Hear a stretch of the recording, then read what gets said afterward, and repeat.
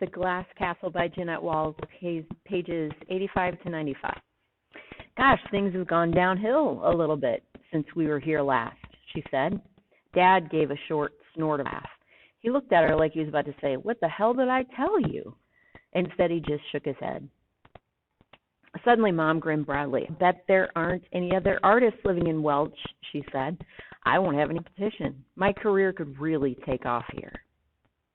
The next day, Mom took Brian and me to Welch Elementary near the outskirts of town. She went confidently into the principal's office with us in tow and informed him that he would have the pleasure of enrolling two of the brightest, most creative children in America in his school. The principal looked at Mom over his black-rimmed glasses but remained seated behind his desk. Mom explained that we'd left Phoenix in a teeny bit of a hurry. You know how that goes. And unfortunately, in all the commotion, she forgot to pack stuff, like school records and birth certificates. But you can take my word for it that Jeanette and Brian are exceptionally bright, even gifted. She smiled. The principal looked at Brian and me with our unwashed hair and our thin desert clothes. His face took on a sour expression. He focused on me, pushed his glasses up his nose, and said something that sounded, "What's it, Sam? Excuse me? At Tom Sim," he said. I was completely bewildered. I looked at Mom. "She doesn't understand your accent," Mom told the principal. He frowned. Mom turned to me. "He's asking you, what's 8 times 7? "Oh," I shouted, 56. 8 times 7 is 56. I started shouting out all sorts of mathematical equations. The principal looked at me blankly. "He can't make out what you're saying," Mom told me. "Try to talk slowly." The principal asked me a few more questions that I couldn't understand. With Mom translating, I gave answers that he couldn't understand. Then he asked Brian some questions, and they couldn't understand each other either.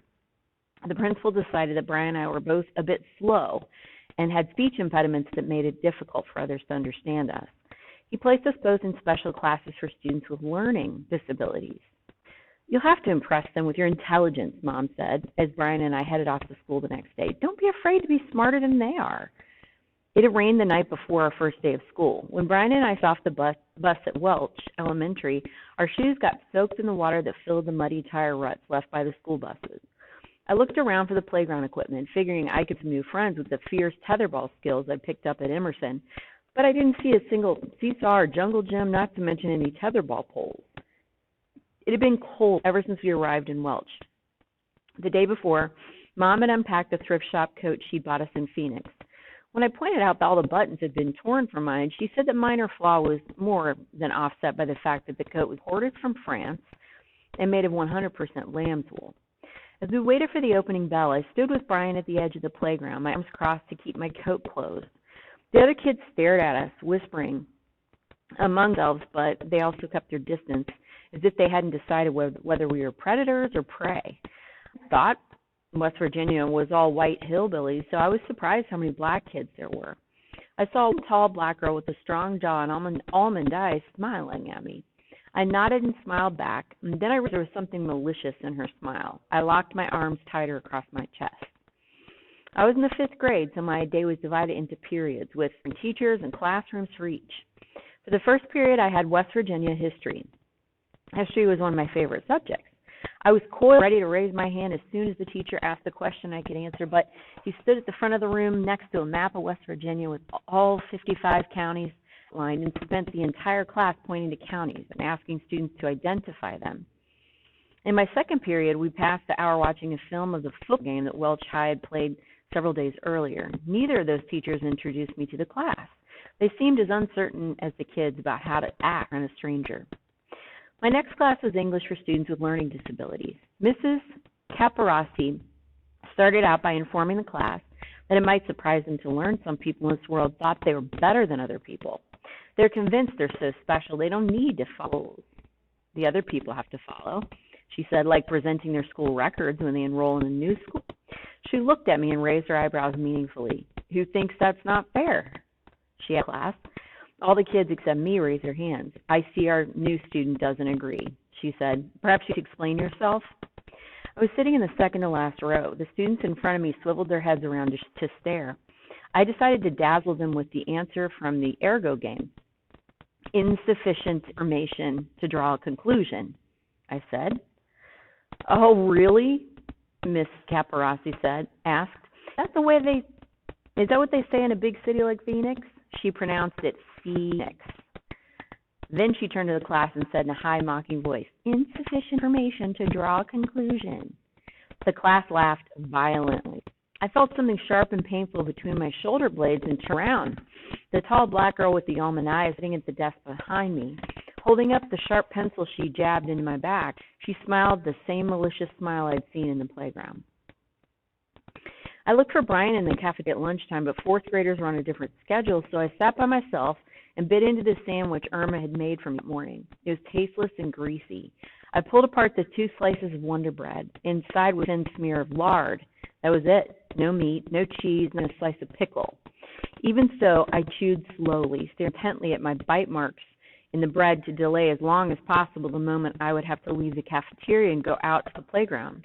When I was the last student left in the cafeteria, the janitor who was putting the chairs on the tabletop so the floor could be mopped told me it was time to go. Outside, a thin mist hung in the still air. I pulled the sides of my lamb's wool coat together. The 3 black girls, led by the one with the almond eyes, started moving toward me as soon as they saw me. A half a dozen other girls followed.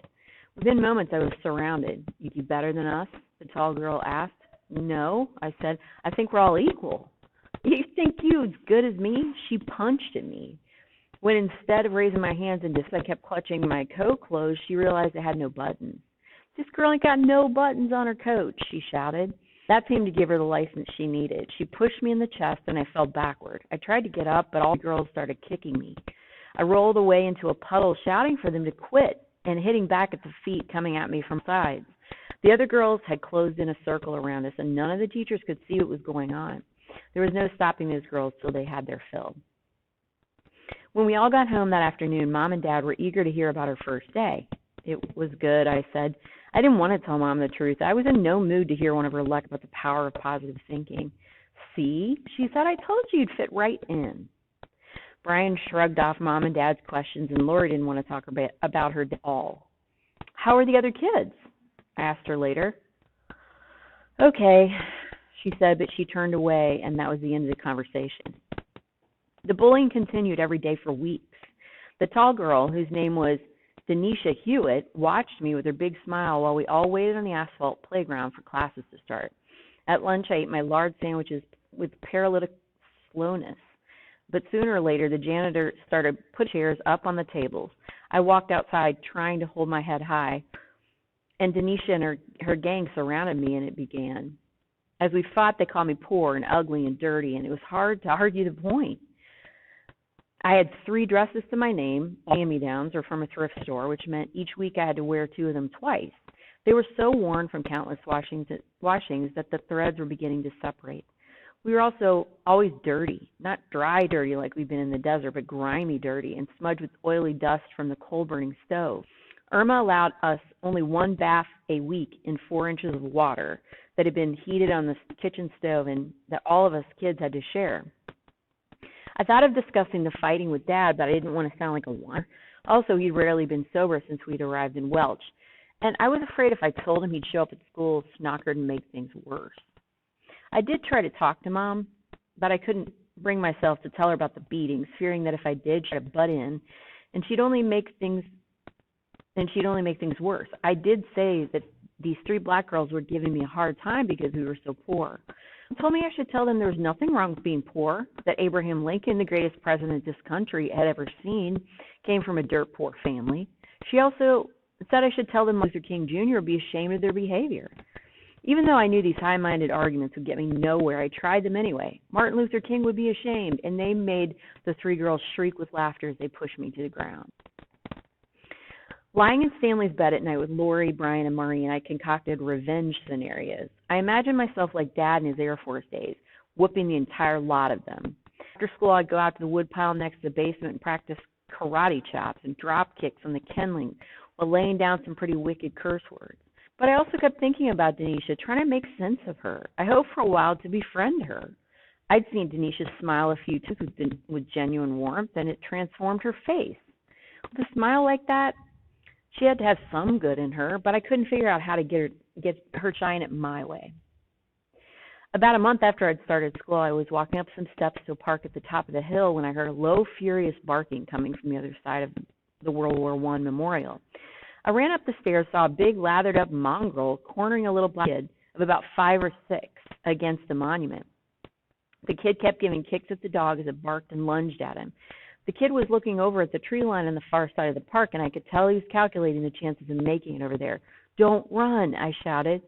The boy looked up at me. So did the dog, and in that instant, the kid took off in a hopeless dash to the trees. The dog bounded after him, barking, and then caught up with him and snapped at his legs.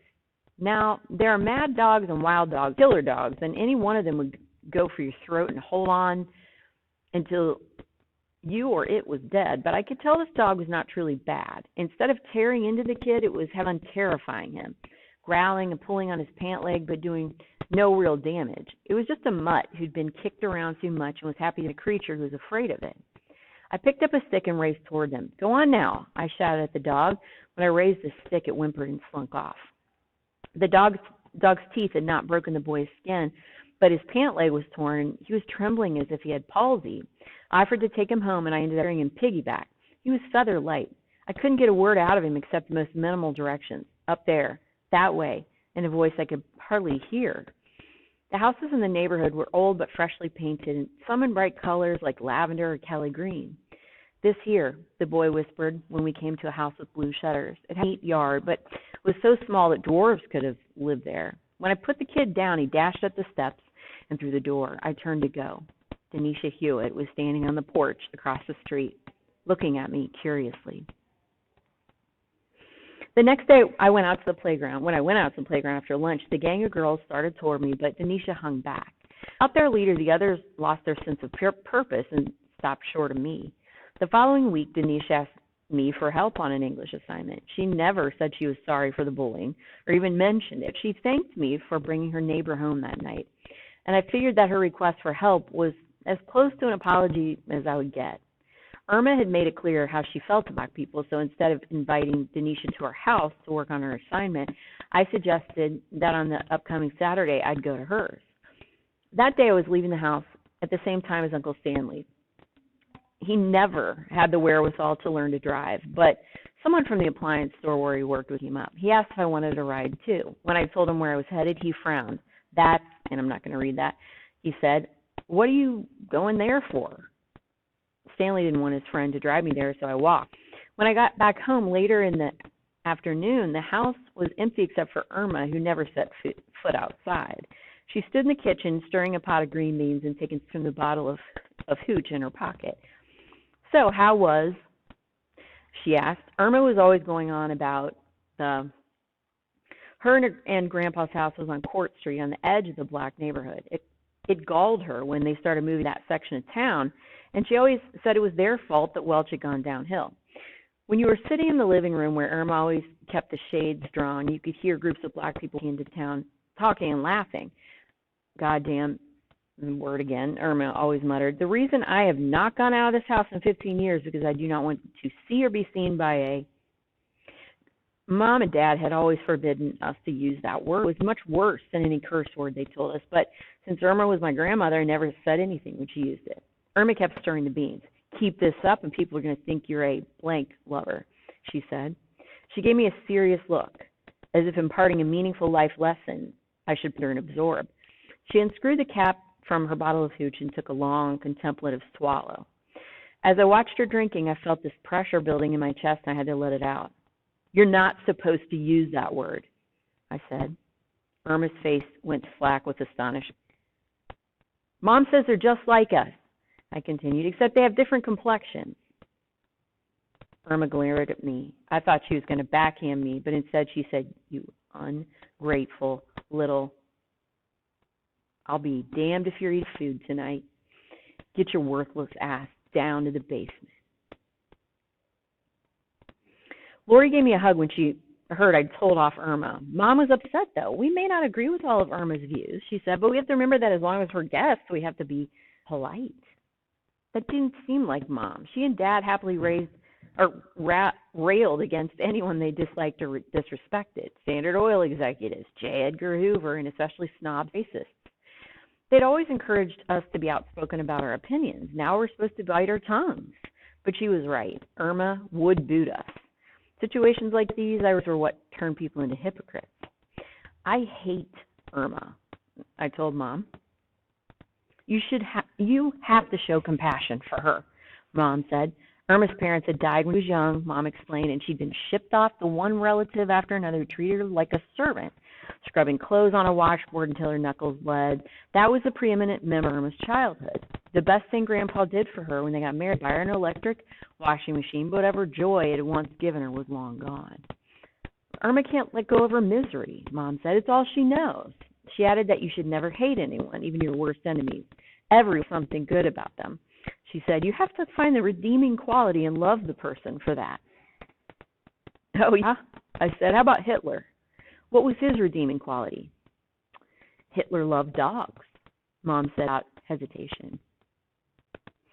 In late winter, Mom and Dad decided to drive the Oldsmobile back to Phoenix. They said they were going to fetch our bikes and all the other stuff we'd had to leave behind. Pick up copies of her school records and see if they could rescue Mom's Fruitwood archery set from the irrigation ditch along the road to the Grand Canyon. We kids were to remain in Welch. Since Lori was the oldest, Mom and Dad said she was in charge. Of course, we were all answerable to Irma. They left one morning during the thaw. I could tell by the high color in Mom's cheeks that she was excited about the prospect of an adventure. Dad was also clearly itching to get out of Welch. He had not found a job, and we were dependent on Irma for everything. Lori had suggested that Dad go to work in the mines, but he said the mines were controlled by the unions, and the unions were controlled by the mob, and the mob had blackballed him for investigating corruption in the elections union back in Phoenix. Another reason for him to return to Phoenix was to gather his research on corruption, because the only way he'd get a job in the mines was by helping reform the United Mine Workers of America. I wish we were all going together. I wanted to be back in Phoenix, sitting under the orange trees behind our adobe house, riding my bike to the library, eating free bananas in a school where the teachers thought I was smart. I wanted to feel the desert sun on my face and breathe in the dry air and climb the steep rock mountains while Dad led us on one of the long hikes that he called geological survey expeditions. I asked if we could all go, but Dad said he and Mom were making a quick trip, strictly business, and we kids would only get in the way. Besides, he couldn't go taking us out of school in the middle of the year. I pointed out that it never bothered him before. Welch was like those other places we'd lived, he said. There were rules that had to be followed, and people didn't take it kindly when you flouted them. Do you think they'll come back? Brian asked as Mom and Dad drove off. Of course, I said, though I'd been wondering the same thing. These days we seem more of an inconvenience than we used to be. Lori was already a teenager. In a couple of years, Brian and I would be too. They couldn't toss us into the back of a U-Haul or put us in cardboard boxes at night. Brian and I started running after the Oldsmobile. Mom turned once and waved. Dad stuck his hand out the window. We followed them all the way down Court Street, where they picked up speed and then turned the corner. I had to believe they'd come back, I told myself. If I didn't believe, then they might not return. They might leave us forever. After Mom and Dad left, Irma became even more cantankerous. She didn't like the look on our faces. She'd hit us on the head with a serving spoon. Once, she pulled out a framed photograph of her father and told us he was the only person who'd ever loved her. She talked on and on about how much she'd suffered as an orphan at the hands of her aunts and uncles who hadn't treated her half as kindly as she was treating us. About a week after Mom and Dad left, we kids were all sitting in Irma's living room watching TV. Stanley was sleeping in the foyer. Irma, who'd been drinking since before breakfast, told Brian that his breeches needed mending. He started to take them off, but Irma said she didn't want him running around the house in his skivvies or with a towel wrapped around him looking like he was wearing a goddamn dress. It'd be easier for her to mend the breeches while he was still wearing them. She ordered him to follow her into Grandpa's bedroom where she kept her sewing kit. They'd been gone for a minute or two, and I heard Brian weakly protesting. I went into Grandpa's bedroom and saw Irma kneeling on the floor in front of Brian, grabbing at the crotch of his pants, squeezing and kneading while mumbling to herself and telling Brian to hold still. God damn it. Brian, his cheeks what with tears, was holding his hands protectively between his legs. Irma, you leave him alone, I shouted. Irma, still on her knees, twisted around and glared at me. Why, you little, she said. Lori heard the commotion and came running. I told Lori that Irma was touching Brian in a way she ought not to be. Irma said she was merely mending Brian's inseam and she shouldn't have to defend herself against some lying little blanks. accusations. I know what I said. She's a pervert. Irma reached over to slap me, but Lori caught her hand. Let's all calm down, Lori said in the same voice she used when Mom and Dad got carried away or arguing. Everybody, calm down. Irma jerked her hand out of Lori's grasp and slapped her so hard Lori's glasses went flying across the room. Lori, who had turned 13, slapped her back. Irma hit Lori again, and this time Lori struck Irma a blow in the jaw. Then they flew at each other, tussling and flailing and pulling hair together, with Brian and me cheering on Lori until we woke up Uncle Stanley, who staggered into the room and pushed them apart. Irma relegated us to the basement after that. A door in the basement led directly outside, so we never went upstairs. We weren't even allowed to use Irma's bathroom, which meant we either had to wait for school or go outside after work. Uncle Stanley sometimes sneaked down beans he boiled for us, but he was afraid if he stayed talking, Irma would think he'd taken our side and get mad at him, too. The following week, a storm hit. The temperature dropped and a foot of snow fell on Welch. Irma wouldn't let us use any coal. She said we didn't know how to operate the stove. We would burn the house down. And it was so cold in the basement that Lori, Brian, Maureen, and I were glad we all had one bed. As soon as we got home from school, we'd climb under the covers with our clothes on and do our homework there. We were in bed the night Mom and Dad came back. We didn't hear the sound of the car pulling up. All we heard was the front door opening upstairs and then Mom and Dad's voices and Irma beginning a long narrative of her grievances against us. That was followed by the sound of Dad stomping down the stairs into the basement, furious at all of us, for me back-talking Irma and making wild accusations, and Lori even more for daring to scream grandmother, and Brian for being such a blank, and starting the whole thing. I thought Dad would come around to our side once he heard what happened, and I tried to explain. I don't care what happened, he yelled. But we were just protecting ourselves, I said. Brian's a man. He can take it, he said. I don't want to hear another word of this. Do you hear me? He was shaking his head, but wildly, almost as if he thought he could keep out the sound of my voice. He wouldn't even look at me. After Dad went upstairs to tie into Irma's hooch, and we kids were all in bed, Brian bit Toad to try to make me laugh, but I kicked him away. We all lay there in the silent darkness. Dad was really weird, I said, because someone had to say it. You'd be weird, too, if Irma was your mom, Lori said. Do you think she ever did anything to Dad like what she did to Brian? I asked. No one said a thing.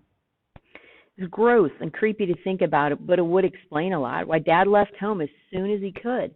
Why he drank so much and why he got so angry. Why he never wanted to visit Welch when we were younger. Why he at first refused to come to West Virginia and only at the last possible moment overcame his reluctance and jumped into the car. Why he was shaking his head so hard, almost like he wanted to put his hands over his ears when I'd explain what Irma had been doing to Brian. Don't think about things like that, Lori told me. It'll make you crazy. And so I put it out of my mind. Mom and Dad told us how they made it to Phoenix only to find that Mom's laundry clothesline employee had not kept out intruders. Our house on North 3rd Street had been looted. Pretty much everything was gone, including, of course, our bikes. Mom and Dad had rented a trailer to carry back what little was left. Mom said those foolish thieves had overlooked some good stuff, such as a pair of Grandma Smith's riding breeches from the 30s that were of the highest quality. But the Oldsmobile's engine had seized up in Nashville, and they'd had to abandon it, along with the trailer and Grandma Smith's riding breeches, and take the bus the rest of the way to Welch. I thought that once Mom and Dad returned, they'd be able to make peace with Irma, but she said she could forgive us kids and didn't want us in her house any longer, even if we stayed in the basement and kept as quiet as church mice. We were banished. That was the word I'd used. You did wrong, he said, and now we've all been banished. This isn't exactly the Garden of Eden, Lori said. I was more upset about the bike than I was about Irma banishing us. Why don't we just move to Phoenix, I asked Mom. We've already been there, she said, and there are all sorts of opportunities here that we don't even know about. She and Dad set out to find us a new place to live. The cheapest rental in Welch, an apartment over a diner on McDowell Street that cost $75 a month, which was out of our price range. Also, Mom and Dad wanted outdoor space we could call our own, so they decided to buy it. Since we had no money for a down payment, no steady income, our options were pretty limited. But within a couple of days, Mom and Dad told us they found a house we could afford. It's not exactly palatial. There's going to be a lot of togetherness, Mom said. It's on the rustic side. How rustic? Lori asked. Mom paused. I could see her debating how to phrase her answer. It doesn't have indoor plumbing, she said. Dad was still looking for a car to replace the old. Our budget was in the high two figures, so that weekend we hiked all over for our first look at the new place. We walked down the valley, through the center of town, and around a mountainside, past the small, tidy brick houses put up after the mines were unionized. We crossed a creek that fed into the Tug River and started up a barely paved one-lane road called Little Hobart Street. It climbed through several switchbacks and for a stretch rose at an angle so you had to walk on your toes.